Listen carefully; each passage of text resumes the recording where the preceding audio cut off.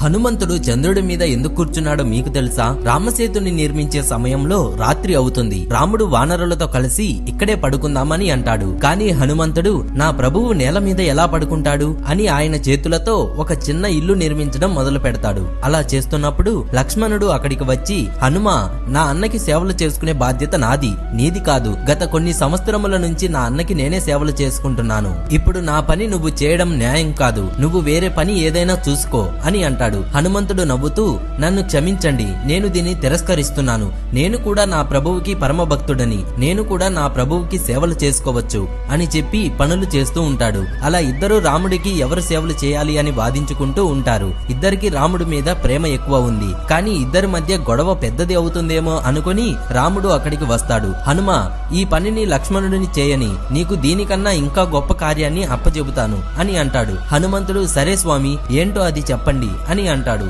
నువ్వు ప్రతిరోజు రాత్రి మొత్తం వానర సేనని అలాగే నన్ను చూస్తూ కాపలా ఉండు, ఎవరిని మా దగ్గరికి రానివ్వకు అని చెబుతాడు. హనుమంతుడు, సరే స్వామి, మీ ఆజ్ఞ అని ఒక పెద్ద పొడవాటి చెట్టు మీదకి ఎక్కుతాడు. అక్కడి నుండి చూస్తుంటే మొత్తం వానర సైన్యం అసలు కనపడదు. సరే అని ఒక పెద్ద కొండ మీదకి వెళ్లి చూస్తాడు. అక్కడి నుండి కూడా మొత్తం వానర సేన కనపడదు. ఇప్పుడు ఎలా అబ్బా అంటూ అటు ఇటు చూసి పైకి చూస్తాడు.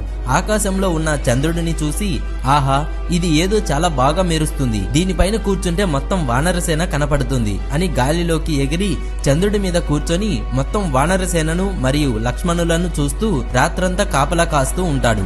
ఇలా ప్రతిరోజు హనుమంతుడు నిద్రపోకుండా రాత్రి మొత్తం వీళ్ళకి కాపలా కాస్తూ ఉంటాడు.